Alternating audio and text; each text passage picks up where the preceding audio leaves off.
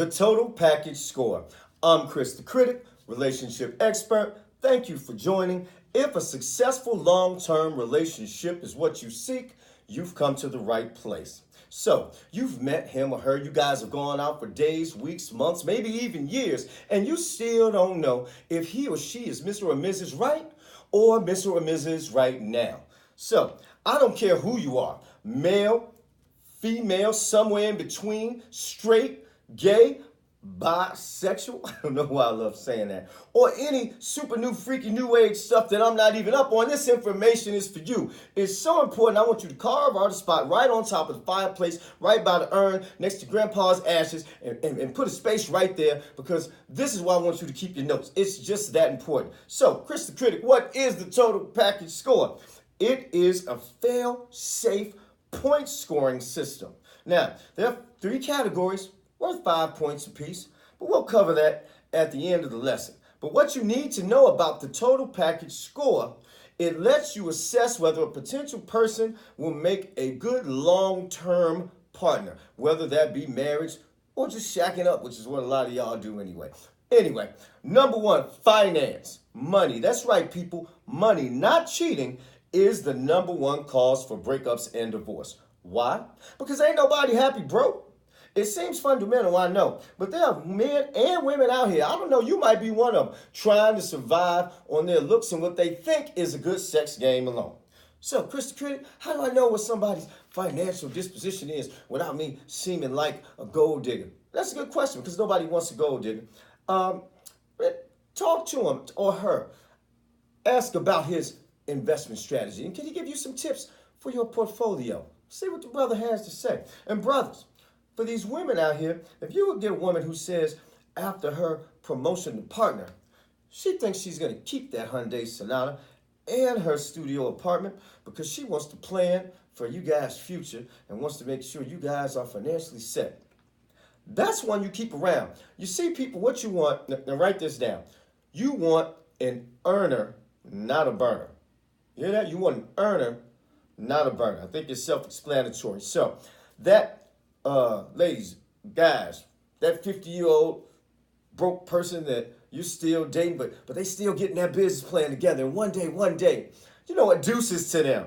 And you might want to hook them up with somebody you don't like. Number 2, appeal. Now, this includes all the feel-good traits that we're attracted to at the onset of a relationship. Looks, hygiene, dress, sex appeal, etc. Believe it or not, these things actually do get the short end of the stick sometimes, and we call them superficial. Well, they're not. They're important.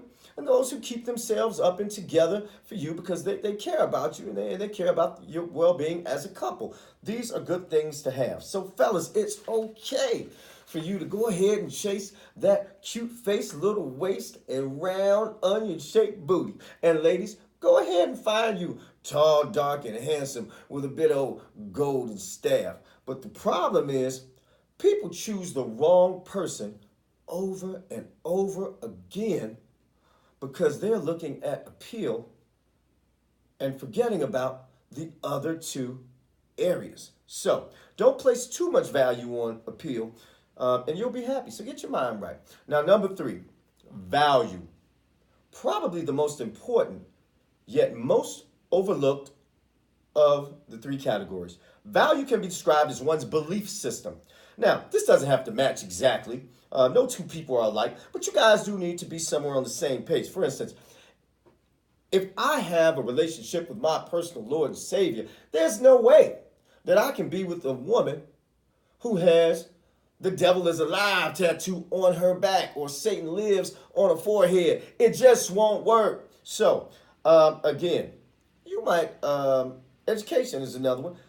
If you believe in secondary education, you have a partner that's just dead set against, the collegiate system and thinks it rapes and robs people, and she does not want your kids going to any sort of school. She wants them to go into trade, and that's it.